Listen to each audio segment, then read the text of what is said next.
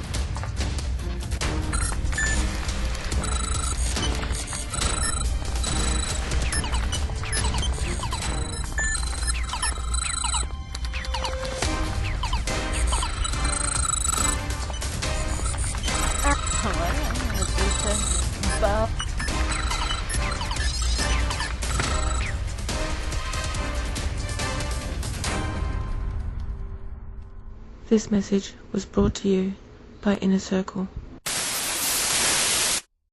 I was trying to line the laptop up so you could see Eddie in the background. The giant. That's cool. So. We have Kai Hole in our background. You see him? Our friend Kai. Oh, yeah. Nice. You go ahead. Okay, so why don't you introduce yourself?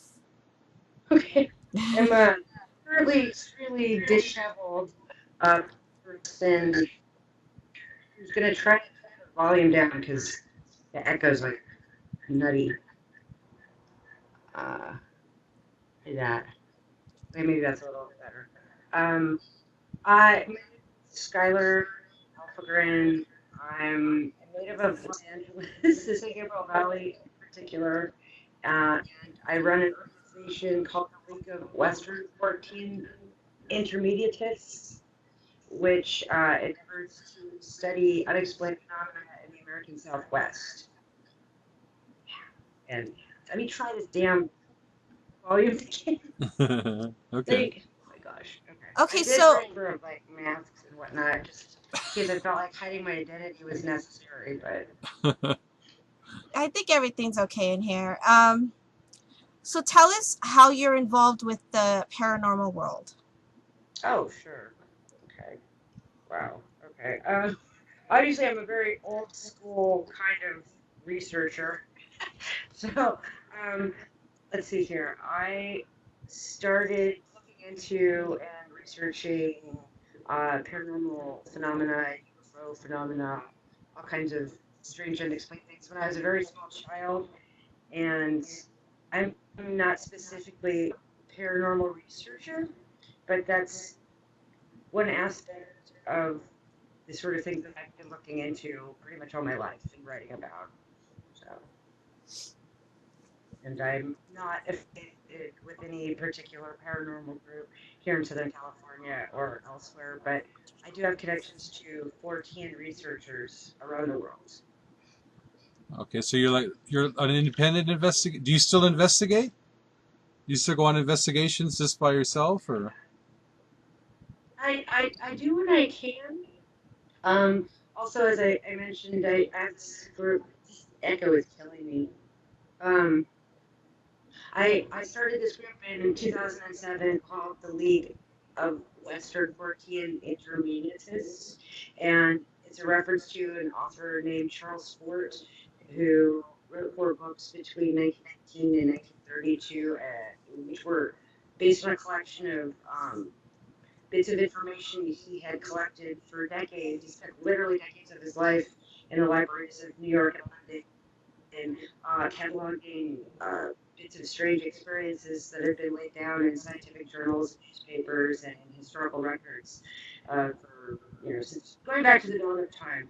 That might be a bit of an exaggeration, but he was the first person to write about teleportation and UFO phenomena. At that time, didn't come to much more than the great airship history of the late 1800s here in the United States and a bunch of unrelated events. And so anyhow, I base my work and my interests on the work of this gentleman who basically encompassed all aspects of the unknown. And a major point of what his work was trying to achieve was to explain that a lot of this phenomena is interconnected, but also by showing hundreds or dozens and dozens of the same phenomena recurring over time and in different places, he hoped to give that phenomenon more credence. So, Okay. And we read that you have you kind of have, let's see, about the whole investigations, the teens and stuff. Oh What you thought yeah, about them? yeah. Some kind. What are your opinions of the ghost TV shows and all the paranormal groups springing around L.A.? uh, okay. Yeah, no, this is pretty funny that I just a couple of weeks ago I was asked to give a sort of presentation at my friend's event called Ghost Night, which was horribly overbooked and super crowded, and most people couldn't get into it. It happened in Echo Park, some silly hipster club. Uh, but I tried to think of what I could talk about, and I decided I would talk about my intense hatred of ghost hunting television shows that basically go back really to Ghost Hunters and Ghost Hunters International, and those two former plumbers that run around with their infrared cameras and basically have this air of sort of like drunken tailgate party involving the spirits of the dead, and I find that like highly offensive. And what I'm finding very interesting right now is that I just had a conversation with a actual legitimate researcher, paranormal researcher, out in the Inland Empire a couple days ago. We were talking about electromagnetic phenomena, which seems to be there seems to be some example of it going on right now because I'm hearing everything in like a quadruple echo. So I don't know if you guys are hearing that too. Tell her to do that. Someone suggested plug in only the headphones and use the mic on the computer. Maybe that'll work. Oh.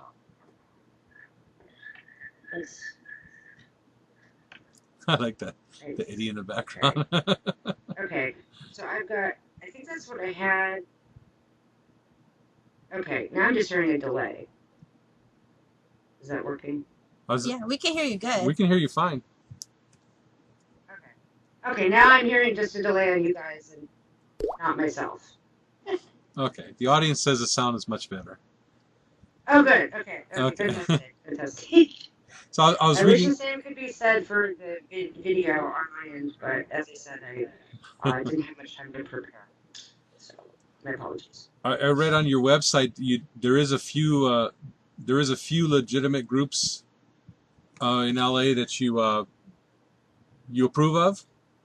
Well, it's really not my place to approve or disapprove of any particular groups, but in researching that talk, I thought I'd maybe come across 2, 3, 4 dozen groups based in Southern California, and my friend actually totaled up all he could find on this one website, and it was 1,157 separate organizations. And in my mind, I can't imagine that there are that many legitimate or scientifically based or researchers running around trying to do good work, and that may be because I'm not attached to any particular paranormal group. I know I was a little vitriolic in my talk, but I recall sometime like a year and a half ago on Coast to Coast and George Norrie's radio show that Art Bell hosted for a long time. He actually had a guy on whose organization does paranormal research with the sole purpose of helping the souls trapped on this plane of existence to transition to the next one.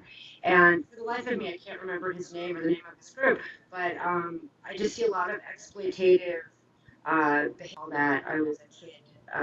But it was like a paranormal news program that we had once a week. And what we'd spend on one episode, with production and writers and crews and all of that stuff, and researchers, you can do a whole entire season of one of these, let's get some co-eds to jiggle around in front of some night vision cameras at an abandoned mental hospital all night, and it's not good television, it's not good research, and frankly, it gives the whole idea of parapsychology a bad name. That's Okay. I wanted to ask you, what are your thoughts about Linda Vista turning into a what is it? Senior housing. Senior housing. it's that old folks home, right? Yeah. Well, I also write for a local paper called the LA Weekly, and I write about events for them. And I know that in my personal dealings as a writer, the guy that was organizing events at Linda Vista, he, I'm like, well, how do you expect me to write about this unless I can come to an event because I am an impoverished writer, yada, yada, yada. I think it's kind of uh, creepy. I certainly wouldn't want to put any of my relatives there if it has had the kind of phenomena happen and some kind of attachments it is said to have. But I guess that brings new meaning to the idea of mixed-use properties. I mean, then I wonder, are they going to continue doing paranormal investigations while they're adding to possibly the stock of dead souls running around there by making it into an old folks home? So, Were you able to go to Linda Vista? no. I never had any success with the fellow that runs that place. So, I just, there's like a line between, trying to get into this stuff for free and actually legitimately trying to write about something. And because I hadn't been to the place, I just asked if I could tag along for some event. He's like, "We can't really do that." Oh, I'm like, "All right, okay. Well, the weekly only has a circulation of 200,000 copies, so." Yeah. Oh, we've heard that before. Yeah, we have, especially concerning Linda Vista. Yeah, concerning Linda Vista. So whatever. So I want to hear how I'd you. love to check it out. Yeah, I'm sorry. I want to hear how you gave James Randi a heart attack. Oh, did I? Is that in my bio? Actually, Yes. that's a really funny story. On my website, basically, like the story of James Randi is really interesting, kind of, because he's been a stage magician for many decades, but back in the 80s, he wrote a column about astrology for a Canadian newspaper, and he also did a radio show that was a lot like Coast to Coast, or back in those days, Long John Neville was kind of like the precursor to Art Bell in terms of having some wacky UFO radio show on. And I really think that what happened with James Randi is that he either became really cynical at some point or he was always a huge capitalist, but he realized he could make more money by being a skeptic. And so he did this like major 180, put up, years later started that $1 million James Randi Paranormal Challenge, which is rigged. There's no way to win it. There's absolutely no way to win it. And so I wrote an article where I basically laid all this stuff out, and it ran in conjunction with the Amazing Randy Conference, which happens in Las Vegas every year, and it's basically a bunch of like scientists and eggheads patting themselves on the back for being so close-minded. And so he read this article and apparently had a heart attack like a day later, and there was a whole big thread on the skeptics pages for like a month afterwards about how they could figure out how to sue me for libel. Even though nothing I said was untrue or libelous, and I even kept out all the appearances he's made in court for beating people up and pedophilia. So, Beating people. But Gillette was running around trying to punch me at this one event I had to cover in Las Vegas. And You're kidding, really? Someone tried to punch you at the event? Well, he didn't really. No, I lived in Las Vegas for about a year and a half, and I was working on a book about ghost stories and UFOs in the state of Nevada. And I was writing for the local paper out there, and like not long after my article had come out on James Randi, I had to go to was it VH1 Hard Rock Awards or something, where they're honoring Judas Priest, which is a band I really like. And so, but Penn Jillette was like and he dressed as the Pope. And I'm running around with my press badge, like, Skylaire Alfvegren, and I had read, not too long earlier that he was, if he ever ran into me, he was going to punch me in the face. So, Wow. but now I don't want to get sued over saying that happened, but but it happened. But a lot of I these will love to guys are show. just, let's say in the closet about certain aspects of their personality, which then spills out over into an extreme of anger at certain things, if you know what I mean. Yes. Reading between the lines. So, Okay. Um, there's one post on your website about you're seeking Nixon's ghost. Would that be at the Nixon Library, or where do you do that at? well, that was an event that my group did on behalf of a friend of ours, an artist named Jeffrey Valance, who's well known for having a sort of obsession with Richard Nixon, and so we came up with the idea of getting a psychic medium to go down to the library and channel his ghost, which we did, and it was very successful. And Nixon told us all that we were good Americans. He said actually that we were good Americans, but we just didn't take the same path in life that he had, which I thought was really funny. And I don't know if it's still this way, but at the Nixon Library in your Belinda, they actually do have a section devoted to the Watergate scandal. And when we came down there, they had just kind of redesigned it, and so they put in a bunch of like flat screen TVs and things. But the docents there said that pretty much the entire time that the library had been open, whatever they had revolving around silver it'll never worked. None of the electricity ever worked. Like TVs would go out, they short themselves out. They had things on an audio loop, and that was constantly breaking down. So that was kind of a funny. I thought that was funny. So and then later that day, my collection of interesting people and the psychic medium and our friend Edgar Wrightley, who's a writer and the page for Northern California. He and I invoked the spirit of Eris, the goddess of chaos, at the bowling alley in Whittier, where the Discordian religion was founded. I kind of almost halfway regret having done that. But then again, I just found out that he ran a picture of me sacrificing myself to a statue of Quetzalcoatl in his new book. But I just found out. So, We gotta but go I'm not mad. investigate with her, man. Yeah, you want to investigate with this? This is cool. What did you think of Bill Maher's Religulous? I couldn't get to the Oh, review. I, oh, you can get to the review. Oh Lord, okay. You're talking about the page on my personal website of my film purchases. I thought it was pretty fantastic.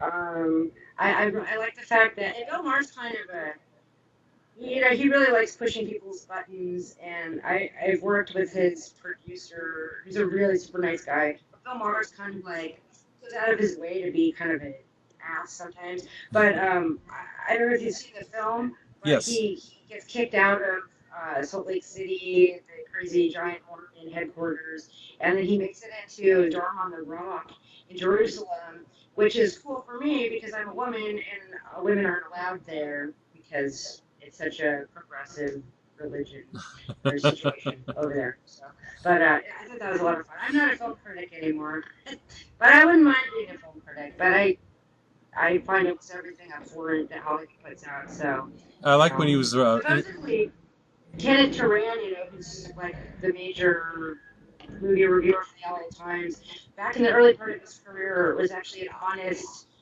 critic. Yeah. And then he was sitting around his dinner table one night and literally got this phone call where it was like, if you value your job and your life, you'll start reviewing movies in a nicer way. So. And Religious, I like when Bill Maher's interviewing Jesus at that creationist museum. Oh, God, that explains stuff when I was a little kid. It took me many years well, it took me a long time to kind of figure this out, but when I was a kid, my mother was very, very religious, and she had prophetic visions, and she spoke in tongues and all of that stuff. And her father had been an inventor who was born with a caul, which is this thin membrane of skin, which is the woman that delivered him through a. But the story goes that if you're born, you're given second sight. Oh, the veil? So you're, psychic and can see the future and all of that stuff. So, Yeah.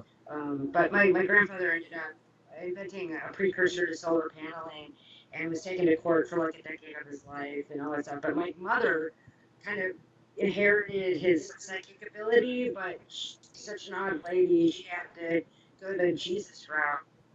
And even when I was a little kid, I thought that was kind of awful. Huh. So I looked for examples of a bigger universe and the universe being a more interesting place than it seems to be right in front of your face, but not in the direction that she went. So I have lots of crazy Christian stories. So, when you were investigating, being like a paranormal investigator, where was the one place that had the most activity in your opinion? Oh gosh, that's hard. You mean in Southern California? Yeah, in Southern California. That's a good question. I'm only going to bring this up because I was just talking to someone earlier today about it. But let's see, how do I put this? Because you got the murder sites, you've got the cemeteries, you've got all that stuff that are really, it's kind of it's that's very hard to say because like there are certain parts of Hollywood Boulevard that I find myself having trouble walking down, especially at night, because there's so much cumulative psychic energy, and I'm not psychic, but I'm a little sensitive, uh, that you just feel like film of like unpleasant, like broken dreams and like all this, the ways people have compromised themselves coming out to Hollywood for this dream and all of that stuff. But there's a researcher, Serino, who I'm always fond of quoting him as saying that Hollywood has more demonic type entities concentrated in it than any other place in the whole world.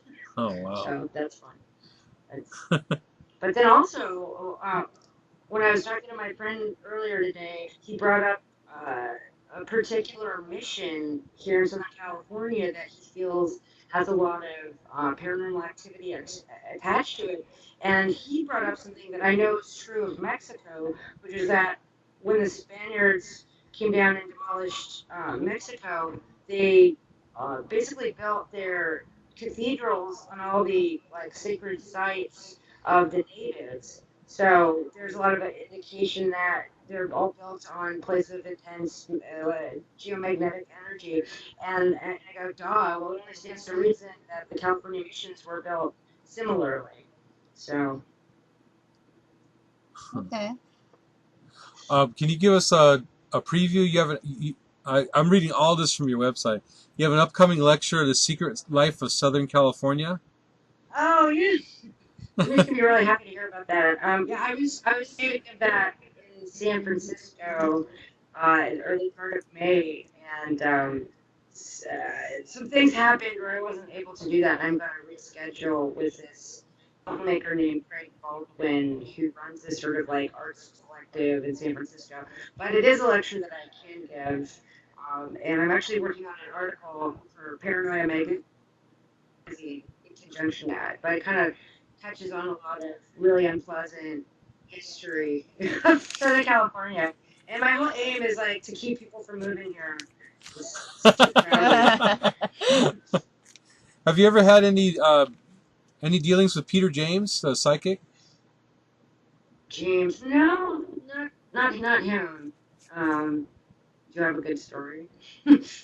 I never met him. No, we have a couple of people that have worked with him before, but no really out of this world stories.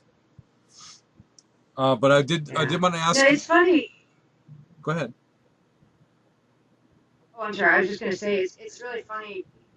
One thing that I've learned recently about like the paranormal scene or whatever is that it seems to be as kind of divided and gossipy as like the UFO research community, which I've been a part of for a very long time. I'm not like a big time author or anything like that, but theological sense, I find it really interesting that a lot of people spend as much time kind of like picking apart other people's theories or their research or who slept with who or causing crushes as they do other things. And it's just funny because like I've picked up some stuff lately and I'm like, oh wow, so all this ghost hunting stuff kind of falls victim to that as well. So that's kind of comforting. Maybe it's just human nature. Like if we got involved in like an amateur, I don't know, Civil War reenactment group, they would probably have the same peccadillos or whatever. Oh yeah, I'm sure there's But yeah, drama. no, but like somebody unfriended me on Facebook simply because I was friends with some ghost guy who I don't even really know. I met him once like 10 years ago or something. Well, if you're friends with so and so, then you must be an awful person, and I'm gonna block you and report you. I'm like, okay. But that does So, happen a yeah. lot. Can you tell us about your thoughts on UFOs, aliens, things like that? Oh, sure. Let's see here. That's complicated. I don't know if you're familiar with a man named John Teal who wrote a book called The Mothman Prophecies. That's I've, probably his most famous book. It was made into a film with Richard Gere and all that stuff. But he proposed an idea that the visitors or the aliens or whatever you want to call them aren't really extraterrestrial, but they're interdimensional. And so they pop in and out, and sometimes they're here, sometimes they're elsewhere, sometimes they're here and not here at the same time. And he came up with that concept decades ago. It's been echoed by the likes of Jacques Vallée and Patrick Harbour, who's a writer in Ireland. But I think there's a connection between ancient beliefs in spirits and elves and fairies and angels and all of that stuff and modern UFO activity, at least to a degree. Because I go back and forth on the idea of demonities that can materialize themselves and wreak havoc on individuals. But there's enough evidence throughout the entirety of recorded human history that there's a level of reality that isn't always so easy to see. Can I be vaguer? But that's kind of like the idea of what I see as being a Fortean, which is not a Freudian. It's Charles Fort, Fort.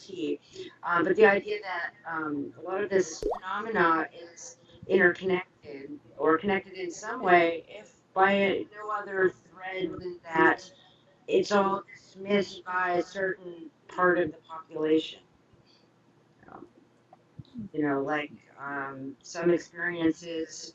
If a bunch of UFO researchers looked at someone's experience, they would say, "Oh, that's obviously a clear-cut case of alien abduction." Whereas if you told the same story to some paranormal researchers, they would interpret it differently. But I really do think there's a lot of overlap in all of these areas, and I'd really like everybody to just come together.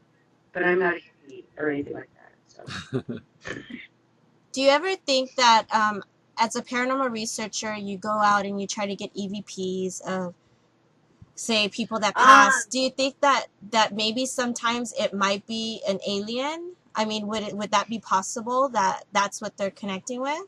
Well, I just attended the SETI conference weekend before last, which is the Search for Extraterrestrial Intelligence. It's kind of like scientific think tank. Most people know of SETI at home, which is this thing where you use your computer's downtime to send out radio signals to the far reaches of the universe in the hopes that the aliens will pick up the signal and contact us. And I think that's really nutty. Like if you look at the history of electronic voice phenomena, the first guy that picked it up, Frederick Jurgensen, was out running around in a forest with a real tape recorder, contemporary electronic movement or whatever you want to call it. But he had set up all this equipment in her house initially to contact her dead husband, and then she became this like conduit for other EVPs and the spirits of the dead, try and contact her to get in touch with her about all that stuff. And by the time she died in her 80s, um, she had amassed quite an amazing amount of material.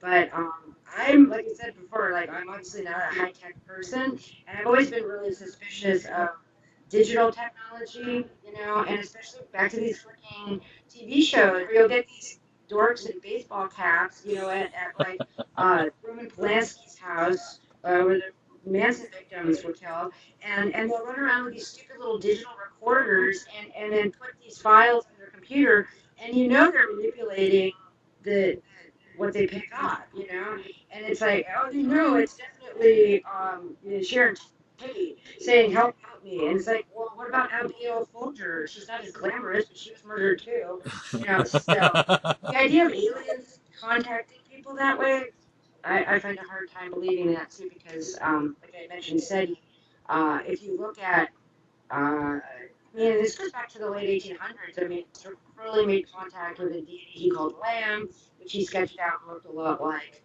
a sort of contemporary vision of a gray alien, you know, not unlike what Whitley Strieber was harassed by back in the 80s.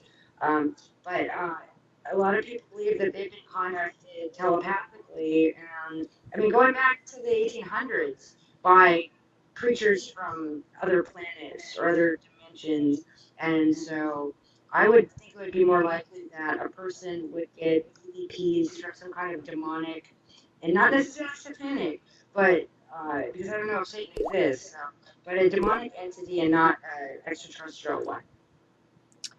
Okay. I'm not talking about the ghost box, my friend Steve. Okay, I was gonna ask you that. They want you to talk about the ghost box. Tell us about the ghost box. Oh no, who are these people on here?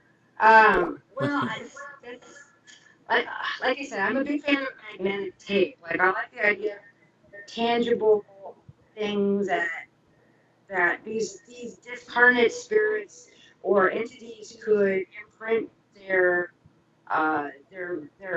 voices or their ideas or projections onto. And so, like my understanding of the ghost box is that it actually came from this other box where a guy had built it in an attempt to contact aliens, if I'm not mistaken, which just sounds nutty. I mean, you know, they can they have the ability to paralyze a human being, levitate the person out of their house, inside or outside of their physical bodies, take them to other galaxies, other dimensions, all that stuff. Why would they have to spend the time to try to put their voice in a little box? You know what I mean? It's much easier to communicate telepathically, because from what I understand, you can transcend language and all that other stuff, you know. So, is that enough? Oh, look, Yes. somebody just posted the That was picture good. of Lamb. What a sweetheart. Well, what is? Let me look at the picture. What is lamb? Oh, won't let me do it. It was a creature that Aleister Crowley invoked and made contact with when he was alive, and it has this kind of odd. Well, there are two versions of Lamb. One looks like an Oriental guy with a little mustache, but the other one is like your typical gray alien, like kind of triangular, bulb-shaped head with big eyes. So, you know. So do you think I'm not a that big Crowleyite. all aliens are bad, or tell us what you think about that? No, no, I don't. I do think there might be some credence to the idea that the reason they're visiting us is because we are going to destroy ourselves, or they're afraid that we're going to destroy ourselves. Um, but we're so arrogant as a species that, you know, if you look at the history of modern UFO activity, you know, basically it didn't start in 1947 with Kenneth Arnold and Roswell, but actually might have started years earlier.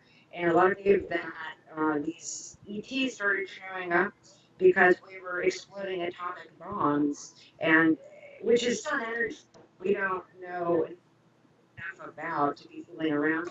But unfortunately, we have the technology and I like the idea that there's some kind of intergalactic federation that we are not going to be invited to be a part of until we figure out how to stop killing each other over dumb stuff like oil and land and natural resources.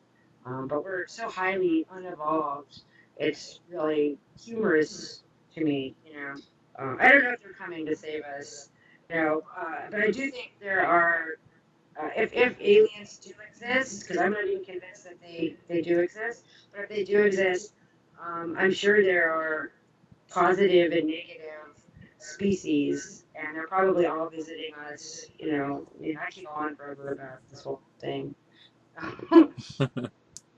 Okay. So what do you think is happening at Area 51? Oh, well, Area 51 built to test secret American aircraft. The long and short of it, I mean, I've been out there a number of times. I'm friends with a fellow named Norio Hayakawa who organized back in the 80s some protests on the edge of Area 51 in support of workers' rights there because there were some incidents where the workers, the non-scientists, the non-alien, the non-whatever, workers were getting sick because it was sort of like sovereign Indian land in that they could burn toxic materials on site. There were no safety precautions, all that, no OSHA, any of that stuff. Um, I don't know. I've heard from various people that there actually are multiple underground levels of Area 51 where aliens are being held either willingly or in captivity to share their secrets. Bob Lazar, I think, is a really interesting character who, if you remember when the story of Area 51 broke, he was the guy that said that he worked on some reverse engineering projects on a UFO at the S4 area, which is actually outside of Area 51. Um, but a lot of people I know believe that it's just a facility that works on top secret craft. I don't know if it's entirely true, but I also think that there are other locations in the United States and elsewhere where more nefarious stuff is going on that may involve ET technology. Familiar with the Dulce base in New Mexico, for instance. Really interesting. Huh. I had this one question. Let me see, where is it at? Have you ever heard of the theory that UFOs could be just like time travel sightseeing tours and not aliens? Well, I like Bill Hicks, the comedian who's dead, and some people believe he was actually murdered with a lethal dose of prostate cancer, which, anyhow, like Mae Brussel, the researcher back in the 80s. But he had this idea that UFOs were just kind of like drunken teenagers, kind of like running around and like buzzing us, just like if we went to the zoo and like threw a banana peel at a chimpanzee, and they're like lower life form kind of thing. But I don't know. Time traveling is an interesting possibility. I remember uh, with Sandy Duncan, the actress, when I was a little kid, my grandmother was watching Entertainment Tonight, and she's on Entertainment Tonight talking about how her little son, who's like 6 years old or something, claimed that he was getting visited by these extraterrestrials who are actually us in the future, but they had evolved away all their emotions and various other genitalia, I think also, but they evolved so far that their species was really screwed up, and so they were going back in time to extract genetic material so that they could regain their emotions and other stuff. So I mean, that's a possibility. Nobody really, and it's like you listen to these scientists, and I'm very pro science, but like at the SETI conference, which is Search for Extraterrestrial Intelligence, that's the name, right? You got these astronauts should have an obligation to inform the rest of humanity, and all these guys were up there just kind of like chortling, like, oh, that's so funny, and it's like it's in your freaking name, you don't want to. You're so afraid of like being associated with those wacko UFO people. Just an aspect of the same thing that you're gonna go, oh no, we're really looking for microbial life, and any kind of intelligent life is just completely ridiculous. And so it's really stupid. I mean, we're at a point where the Vatican has said for years that if there was a alien creature that came down here, they'd be happy to baptize it. So but then they also are looking to increase their numbers because they've had so many scandals and all that. But they know more than they're letting on about all this stuff. Do you think So. that the president knows a lot about it?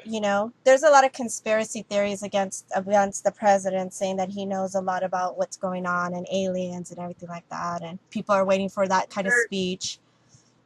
Yeah, there's a long.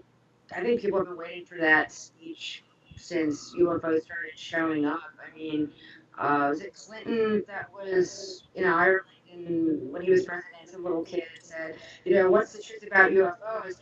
And he half jokingly told the kid, I wish they'd let me know too, indicating that sort of like, the Pentagon and the military, there are aspects of the government that know more about a lot of things than the president. Like, to a great extent, the president's just a figurehead.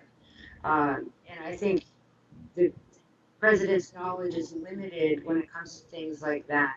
Um, Although at the same time, Richard Nixon supposedly went golfing with Jackie Gleason and showed him some alien bodies down in Florida, and even before that, Dwight Eisenhower is something I've been wanting to research further for a long time. He had a vacation in Palm Springs for a few days while he was president in 1954, and had a golfing accident, and supposedly, and in his planner for that week, it says that he was rushed off to an emergency dentist appointment while on this golfing trip in Palm Springs. But what a lot of people actually believe is that he went to Edwards Air Force Base to try to broker a peace deal with a particular species of alien known as the Nordics, who were offering us technology and peace and all this great stuff. And instead of going with the Nordics, Eisenhower went with the evil Greys, and that's why we've had the phenomena of cattle mutilation. And now there's more talk of human abduction and human mutilation, which you wonder about when you go, oh, 800,000 people disappear in the United States every year. That's a big number. And of course, a lot of those people are runaway teenagers, people that are actively looking to run from the law, whatever. But 100,000 people disappear with no trace. That's pretty weird. Where do they go? Well, we got to ask the main one of the main questions is about this bill of rights for the paranormal. What? I'm still working on that. I'm still working on that. When I gave this presentation a couple of weeks ago, I basically proposed that a Bill of Rights for the departed be drafted, and I'm actively looking for suggestions as to what that would entail. But pretty simple stuff like, as a ghost, I have the right to not be harassed, to not have my likeness used on camera, to not be profited from in any way by the living, to be allowed to exist in peace, that sort of thing. So it's halfway a joke, but not really, so I'm still working on that. I'll post more about that probably on the Lo-Fi website when I get around to it. Get through all my files that I just moved not that long ago, so getting Okay, all cool. organized. Now, if somebody wants to get involved with the lo-fi team or group, how do they go upon that? Well, a very easy thing to do is to go to my hideously not regularly updated website for the group, which is forteanswest.com, spelled FORTEANSWEST.com, and just drop a line, or they can email me directly through the site too. And bloggers, very well-regarded writers, state by state, from Washington to Austin, Texas, that run a page for each of the different states. But I'm here in Southern California, so I'm always looking for more people to uh, sink my claws into, to get into, off on investigations or off on events and stuff like that. But I don't always have as much time to devote to this as I would like. But the more the merrier. So you allow people on some of your investigations as outside people, or? Well, we're very relaxed. I mean, we're not an academic group. We're not a dyed in the wool any kind of particular investigatory group. Um, I have a lot of different interests, and I know a lot of the people that are involved with lo-fi also do. It's like, oh, sure, we might have some folks that are only interested in cryptozoology or only interested in the paranormal. But I'd like to think that most of the folks that we attract are very open-minded to all these different things, and generally have kind of sense of adventure about looking into them. So. Okay. Okay. Also, I saw on your website that you promote. Someone has an upcoming event. Let's say you promote that with your to your followers and. Oh, if we have an event? Well, Or if someone has an event, you oh you help yeah, promote it. yeah. And actually, I don't think I sent it to Dawn. I meant you, but I have a mailing list here in Southern California, and then another mailing list that kind of encompasses the rest of the world. And for Southern California, I put together like an email every once or twice a month that just kind of gives updates on lo-fi and also usually lists other events that groups that we're friendly with or individuals are putting on. We'll list those too. Like, for instance, and I'll send this to you right after the show. But we have a new. We try to do guest editorials from a writer or researcher note every so often about something pertaining to the American West, and we've had Nick Pope and Brad Steiger and Nick Redfern and some well-known writers do editorials for us that are exclusively for us. We have a new one up about a fellow named James Shelby Downard, written by Richard Spence, who's a professor at the University of Idaho, and also wrote a book called Aleister Crowley's Secret Agent 666, which posits the idea that Aleister Crowley was actually a secret agent for the British during World War II, or before World War II. But then, like, what are some of the other events that are happening? Like, there's a public memorial for Ray Bradbury happening this Saturday. And if people were to email me, I would give them the information. I only know about it because I'm connected with the science fiction community here in town. There's a lady named Marsha Deuce who's giving a talk on Sunday about totem animals and shape shifting. Um, Upcoming soon, there's a benefit Whitley Strieber's putting on for Dr. Roger Lear, who's a podiatrist who's become well known for removing alien implants or alleged alien implants for people over the years. And he got in a really bad car accident a while back. So, I put out information about events like that that we just think are cool. Okay, yeah, we probably promote those on the Inner Yeah, Circle we could page. definitely put these on the Inner Circle page. And there's a lot of people, there's a lot of our friends that are paranormal investigators that are looking to get into something like this. There's other things out there. Not, paranormal doesn't just mean ghosts. Paranormal, it's just a big wide range of meaning, so um Yeah, we no, it's that's one thing that's really cool about having this group. I mean, if somebody just, random person were to see something they couldn't explain in the sky, they can go on Google and type in UFO sighting, what do I report, a UFO sighting, and they'll get like a ton of places.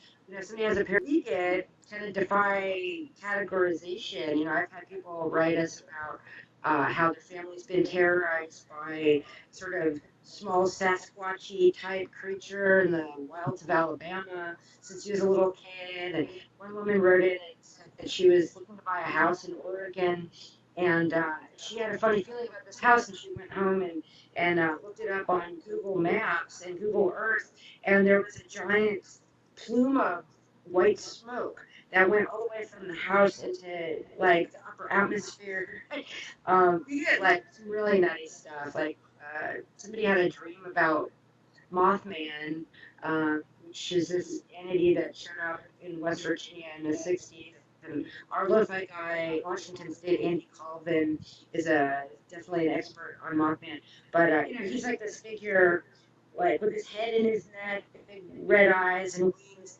And she had this dream where she was looking at this field, and there were all these giant holes in this field, and like an army of 1,000 Mothmen like flew out of these holes, like that whack-a-mole game, and she thought something really bad was going to happen as a result of that. But it's like, who do you report that kind of stuff to?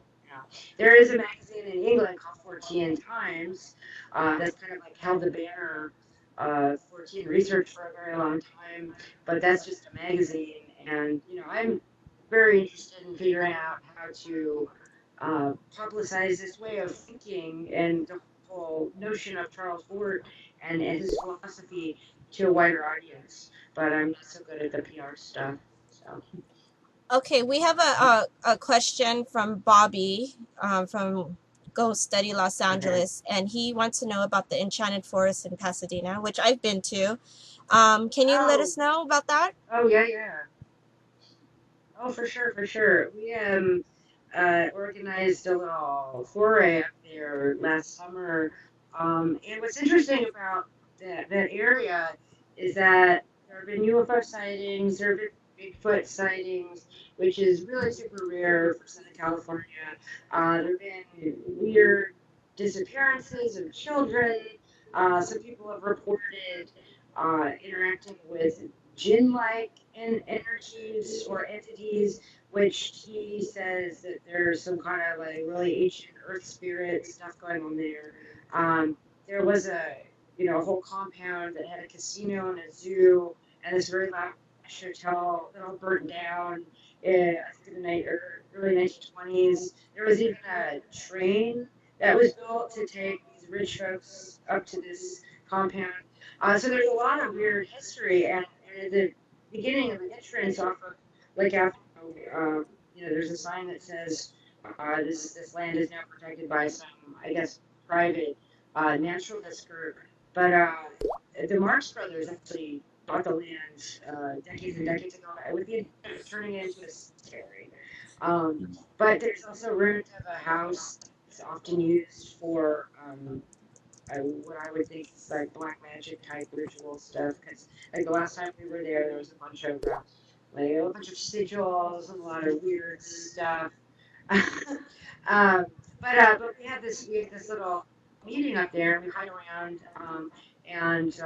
For instance, like there were 3 groups of small children that disappeared in that area during a very brief window of time. And some people think, well, maybe there's some kind of vortex there.